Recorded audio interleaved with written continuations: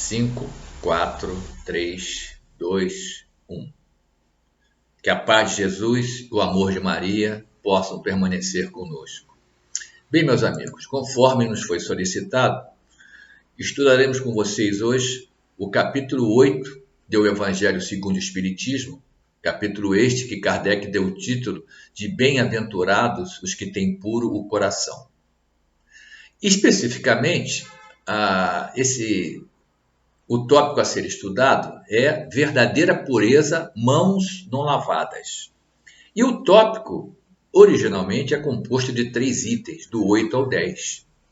Mas a programação nos solicitou que focássemos nos itens 9 e 10.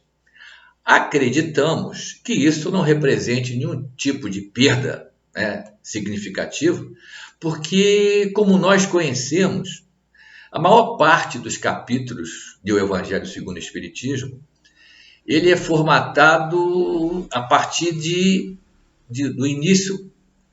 Nós temos passagens dos Evangelhos, não é isso? Em seguida, os comentários de Kardec e, no final, a seção Instruções dos Espíritos. No caso específico aqui, desse tópico, os itens 8 e 9 seriam as passagens dos evangelhos que Kardec selecionou, tá certo? O item 8 é Mateus capítulo 15, versículos 1 a 20. O item 9 é Lucas capítulo 11, versículos 37 a 40.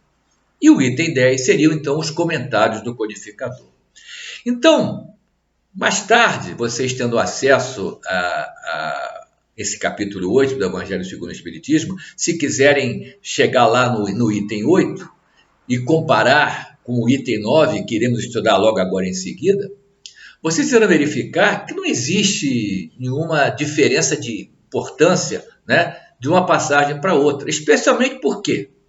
Porque já aprendemos também que os evangelhos de Mateus, de Lucas, que é o caso desses dois em estudo hoje, e mais o de Marcos, eles possuem tanta semelhança em suas narrativas, que o cerne da mensagem de Jesus está sempre garantido em qualquer de uma desses trechos utilizados desses 3 evangelhos. No caso aqui, vocês, ao compararem o item 8 com o item 9, aí podem até dizer, não, porque um tem mais, o outro tem menos palavras. Não, porque o sinônimo aqui foi diferente. Perfeito. Mas, repito, o importante é que o cerne da mensagem de Jesus está presente tanto no 8 quanto no 9. Então, ao analisarmos, como faremos logo em seguida o 9, isso será suficiente, acredito eu, para que, somados com os comentários de Kardec, consigamos entender o que o mestre amado quis trazer para nós em termos de ensinamento a respeito desse tema, verdadeira pureza, mãos não lavadas. Ok? Bom, mas Jesus falou na lavagem das mãos. Qual a razão para que o mestre ter mencionado isso? Era um hábito judeu? Era um hábito judeu. Mas vamos esmiuçar um pouco esse hábito. Então, vamos nos lembrar das 3 revelações, não é isso? A primeira, Moisés. Tá certo? Moisés recebeu aquela árdua missão, aquela tarefa importantíssima de trazer para a humanidade terrestre as leis divinas, tá certo? Só que sabemos nós que o povo judeu naquele momento, era um povo que trazia complicações para a atuação de Moisés. Para não ir muito longe, para não gastar muitas palavras, basta lembrar que naquela época eles idolatravam o bezerro de ouro.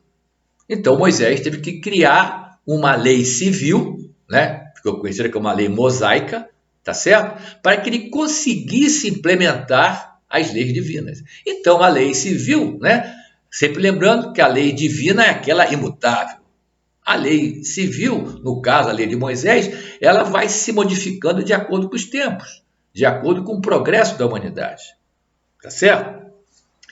Então, Moisés se utilizou, foi lá buscar o Código de Hammurabi, que já existia, a pena de talião, do olho por olho, dente por dente, para que através dessas ameaças, desse rigor, das penas, daquelas pessoas que infringissem os tópicos dessa lei mosaica, né, ele pudesse, então, da melhor maneira possível, começar a implementação das leis divinas. Tá certo? Bom, só que, como sempre eles, né, os fariseus e os escribas, consideravam que esse procedimento da lavagem das mãos, embora não fizesse parte da lei mosaica, dessa lei civil, né, eles consideravam que esse procedimento fazia parte da santidade da vida do judeu.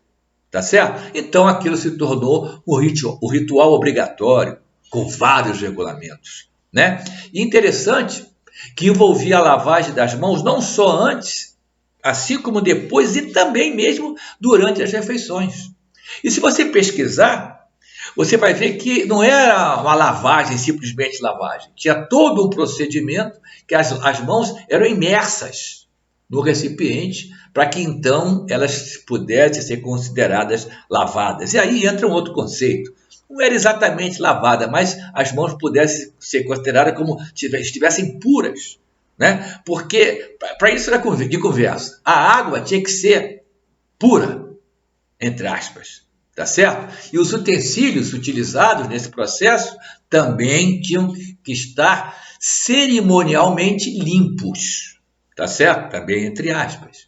Evidentemente, não está se falando aqui, porque não havia o conceito de potabilidade naquela época, né? Não era uma água purificada, não era uma água tratada, era uma água pura nesse contexto religioso, nesse contexto do ritual, que os fariseus e os escribas faziam tanta questão que aquilo fosse cumprido. Para vocês terem uma ideia desse rigor, se nós formos lá no capítulo 2 do Evangelho de João, ele escreveu o seguinte: havia talhas próprias para a água usada nas purificações. Tá certo? Então, meus amigos, para somar a isso que já colocamos para vocês, já citamos João, vamos citar Marcos, para mostrar que a questão não era apenas o contexto da higiene. Repito, eles não possuíam, naquele momento, a informação da existência dos micróbios, dos micro-organismos que poderiam causar doença. Tá certo? Era um contexto da tradição do povo judaico. Então, Marcos escreveu o seguinte, no capítulo 7 do seu Evangelho: os fariseus e todos os judeus, conservando a tradição dos antigos, não comiam sem lavar as mãos muitas vezes. E, ao voltar do mercado, se não se lavassem, também não comiam.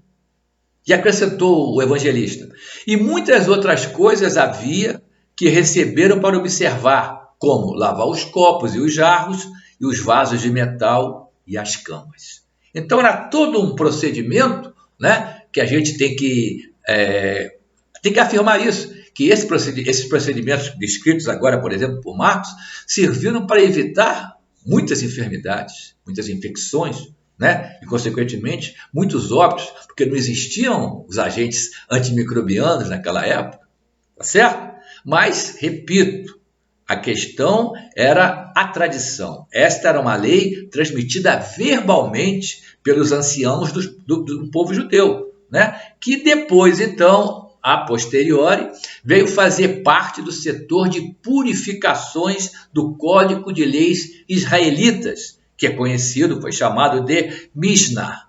Tá certo? Então, que fique claro, para fechar, essas recomendações, esses procedimentos, né, não se achavam na lei de Moisés, mas foram acrescentadas como, digamos assim, um suplemento pós-bíblico e passou a fazer parte, então, desse código conhecido como Mishnah.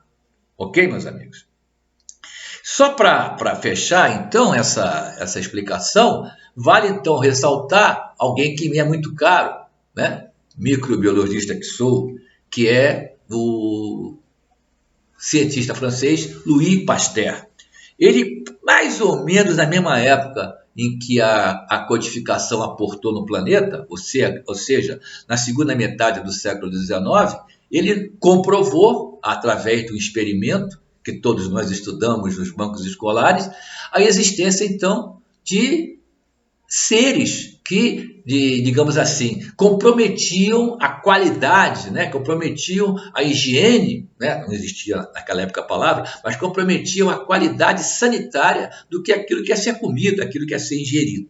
Tá certo? Isso deve-se a Pasteur, somado então com o aparecimento de microscópios mais sofisticados, mais modernos para aquela época, podemos então chegar ao contexto da bacteriologia, da microbiologia, a qual Pasteur é considerado o pai. E trazendo então esse contexto, né, esse cenário para a atualidade que nós estamos vivenciando hoje em dia, né,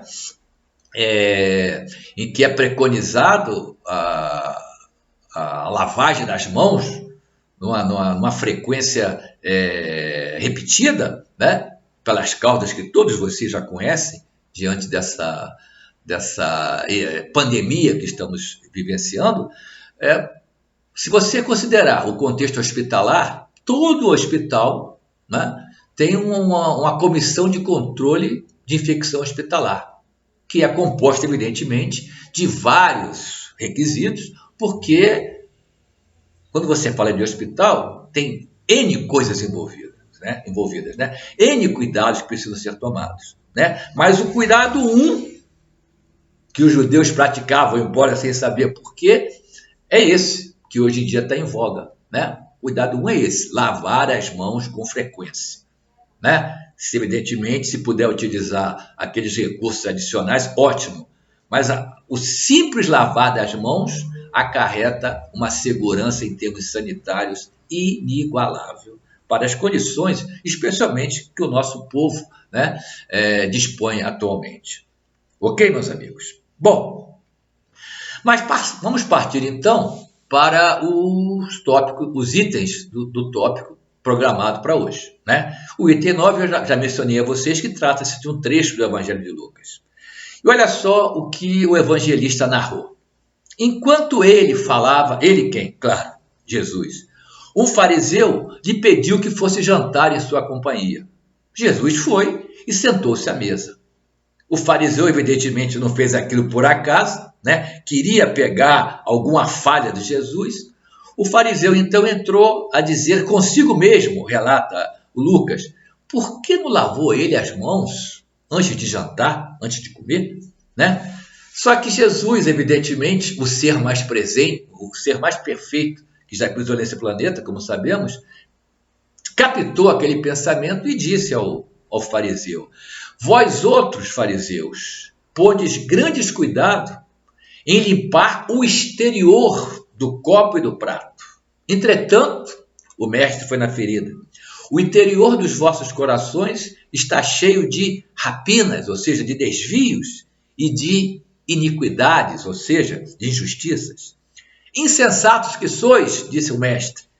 Aquele que fez o exterior não é o que faz também o interior, né? Jesus, então, foi bem claro, a passagem é curta no Evangelho no Evangelho de Lucas, mas resume o que Jesus quis chamar a atenção ali, né? E é isso que Kardec vai comentar agora para nós, para nossa felicidade, para esclarecer pontos que, porventura, não tenham sido percebidos por todos ao escutarmos essa passagem de Lucas. Tá certo? Vamos então agora acompanhar os comentários de Allan Kardec. Disse então o codificador a respeito desse trecho que acabamos de escutar. Os judeus haviam desprezado os verdadeiros mandamentos de Deus para se aferrarem à prática dos regulamentos que os homens tinham estatuído, a lei civil, por exemplo, a lei mosaica, e da rígida observância destes regulamentos faziam casos de consciência. Ou seja, se não seguisse esses regulamentos, né, aquilo era tido como uma infração da lei civil, né? Que poderia, digamos assim, ser comparado a um pecado se você utilizasse como comparação as leis divinas que Moisés trouxe.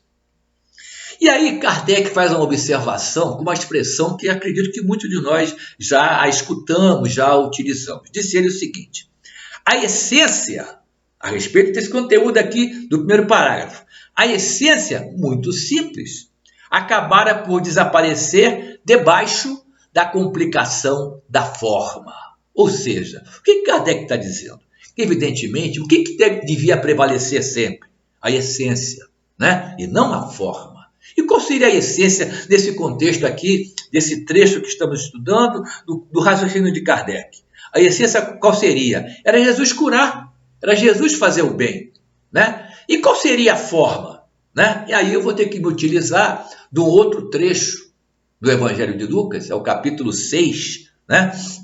Onde Lucas narra a cura que Jesus realizou no templo, num sábado, né? Num companheiro que tinha a mão seca, tá certo? Então, voltando ao raciocínio de Kardec, qual seria a essência ali? Usando a passagem de Lucas, da mão seca. Qual seria a essência? Era Jesus curar o homem? Era fazer o bem àquele indivíduo que não sei há quanto tempo, de repente, desde nascença, tinha a mão atrofiada. Ok? E qual era a forma? Em que os fariseus se pegaram para criticar Jesus? Ele fez a cura no sábado, e o sábado é um dia santificado. Eu tentei passar para vocês o que Kardec quis dizer com essa analogia, com essa frase em que a essência desapareceu debaixo da complicação da forma, nesse contexto dos fariseus. Né? Kardec está chamando a atenção que a essência sempre tem que ser priorizada, porque é ali que está o cerne da questão.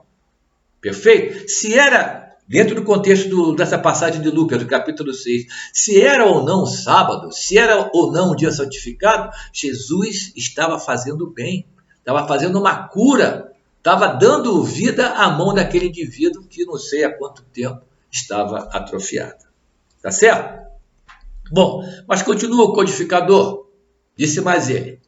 Como fosse muito mais fácil praticar atos exteriores, sempre era, meus amigos, né? Até hoje, do que se reformar moralmente. Olha, um Kardec também sabe direto na ferida. Olha como ele conseguiu apreender exatamente o que Jesus quis dizer. Disse o codificador, lavar as mãos do que expurgar o coração, ou seja, era muito mais fácil praticar os atos exteriores. Quais são? Como lavar a mão, do que se reformar moralmente, ou seja, expurgar do coração os vícios morais. Iludiram-se a si próprios os homens, os seres humanos, tendo-se como quites para com Deus por se conformarem com aquelas práticas, conservando-se tais quais eram, visto se lhes ter sido ensinado que Deus não exigia mais do que isso. Evidentemente, meus amigos, esse comentário do Kardec tem a ver com a situação ainda reinante na humanidade terrestre em pleno século XXI, que é a tendência que muitos de nós têm pela acomodação. Né? Não é à toa que a gente escuta, brincando, vamos dizer que seja brincando, um espírita dizer assim, não, isso aqui eu vou deixar para mudar na próxima encarnação.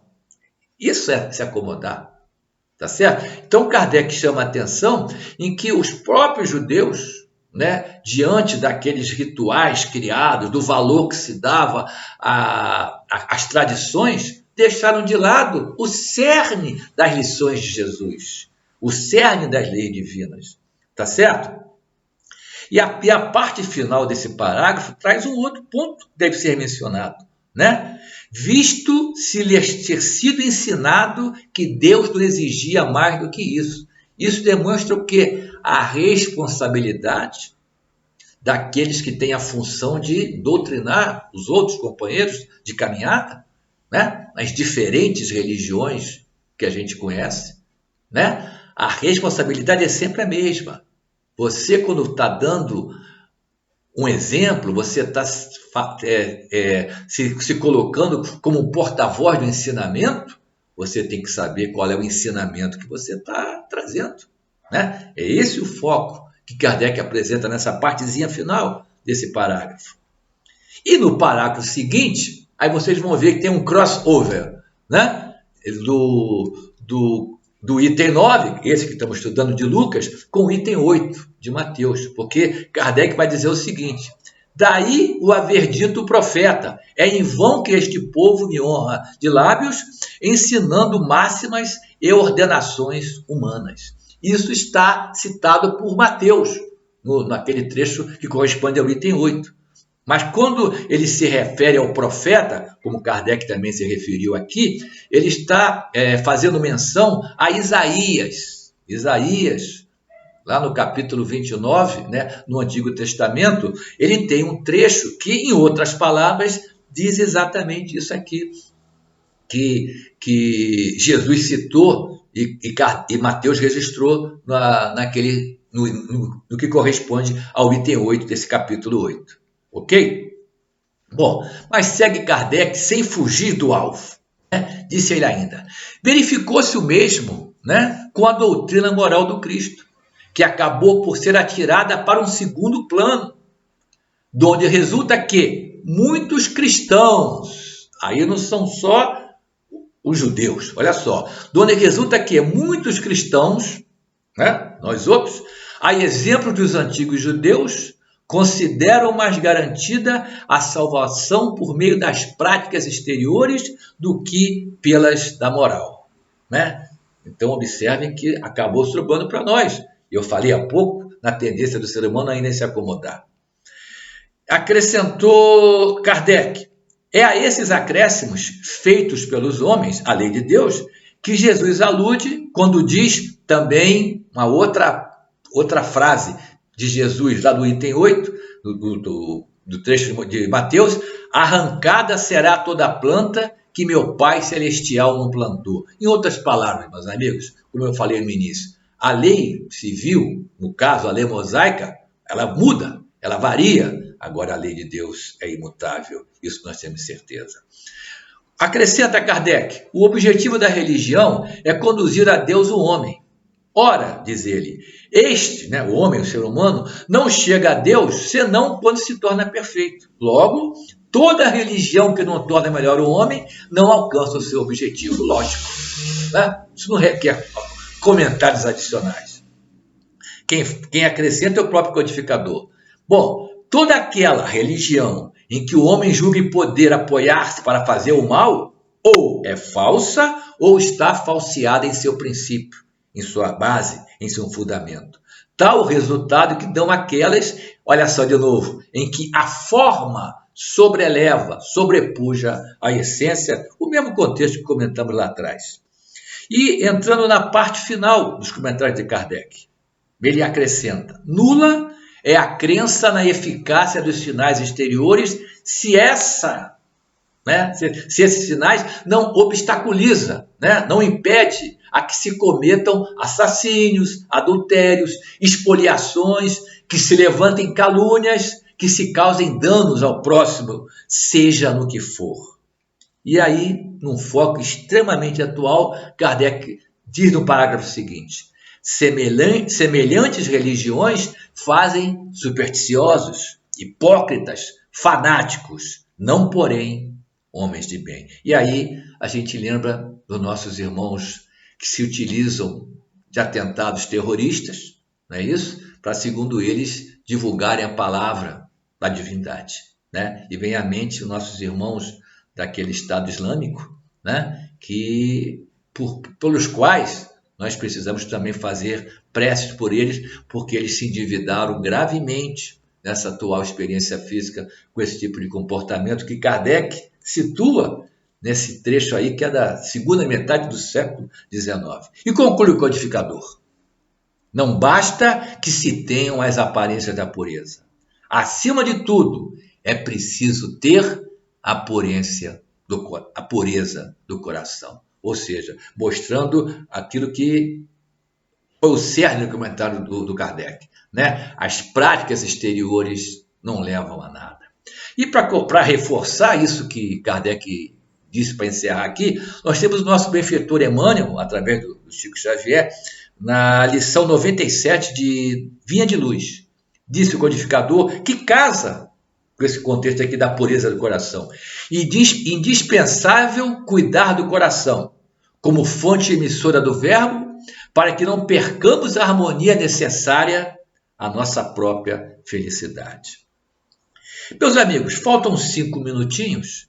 Permitam-me, então, concluir o estudo, né? Agora sim, abordando com mais intensidade o tema no contexto, no cenário atual, né? Que eu já mencionei, da pandemia, tá certo? Então, a gente pode dizer o seguinte: lá na época dos judeus, foi o foco do estudo de hoje, lavar as mãos já era importante. Não pelos motivos atuais, mas já era importante. Né? Já mencionamos quantas mortes foram evitadas pela lavagem das mãos naquela época. Né? Evidentemente, Jesus sabia disso. Repito, o ser mais perfeito que já pisou nesse planeta.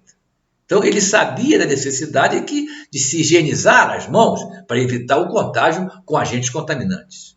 Tá certo? Então, quando Jesus se referiu às mãos não lavadas e criticou o procedimento de lavar as mãos, mas Jesus, ele não estava condenando também lavar as mãos. Esse advérbio é o X da questão. Né? Ele não condenava lavar as mãos. Ele condenava, era simplesmente apenas lavar as mãos. Porque ele priorizava, por assim dizer, um outro tipo de lavagem. Qual a lavagem que Jesus se referia? A lavagem da alma, né? Onde é você fazer o bem, você seguir as leis divinas que o mestre exemplificou, é você começar a fazer a sua renovação interior, a sua renovação moral. E aí eu faço, digamos assim, o link com o cenário atual, o cenário da pandemia. Só um tolo, evidentemente, que não vai seguir as recomendações preconizadas quanto à higiene. Só um tolo, para não dizer uma coisa mais forte. Tá certo? Bom, mas a mais simples dessas recomendações, qual seja? Lavar as mãos, o mesmo procedimento do estudo de hoje. Né? E qual é o contexto dos tempos atuais? Sim, vamos lavar as mãos, né? Mas é importante que a gente tenha isso em mente, né? Que não é lavar as mãos apenas porque estamos enfrentando essa pandemia pelo coronavírus. Né? Lavar as mãos sempre foi um procedimento básico recomendado a todas as pessoas em todos os locais que você possa imaginar. Tá certo? Que quando você lava a mão, repito o comentário que fiz a respeito do procedimento dos judeus, você está conseguindo evitar que você se contamine com uma série de agentes que estão dispersos no ambiente, não apenas esse coronavírus que está causando esse pânico em muitos dos companheiros que compõem a humanidade terrestre. E nós, espíritas, meus amigos, temos a felicidade de termos recebido diferentes mensagens, né? De espíritos mais ou menos conhecidos, através de médiuns mais ou menos conhecidos, mas especialmente nós estamos tendo a oportunidade de receber lições quentinhas, saídas do forno, digamos assim, do nosso Divaldo Pereira Franco. Né? E tanto as mensagens que eu citei, psicografadas, quanto as comunicações que Divaldo tem feito nas redes sociais, nos alertam que não basta fazer apenas isso. Não basta apenas tomar o cuidado para lavar as mãos. Só com água e sabão ou com outras coisas mais, quando é possível. O que é que as mensagens e Divaldo chama atenção? Temos que evoluir internamente. Como? Já dissemos. Fazer a nossa renovação moral para, dessa forma, ajudar externamente ao planeta. Ou seja, ajudar a melhorar a ambiência, a melhorar a psicosfera do planeta, porque certamente pandemias como essa serão cada vez mais difíceis de acontecer envolvendo a humanidade terrestre. E para que não fiquem baseados apenas nas minhas palavras, quando nós temos a convicção que o nosso Pai não castiga ninguém, não pune ninguém, é um Pai de misericórdia, mais uma vez o Emmanuel em Caminho, Verdade e Vida, lição 26.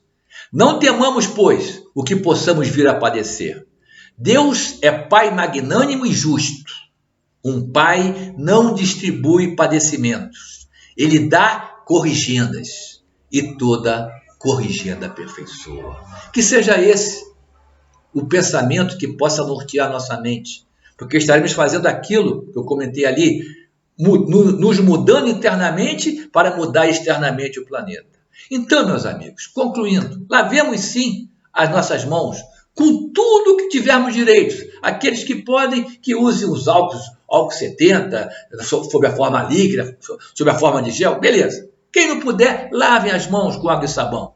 Mas não coloquemos em plano secundário a lavagem da nossa alma. Obrigado, muita paz.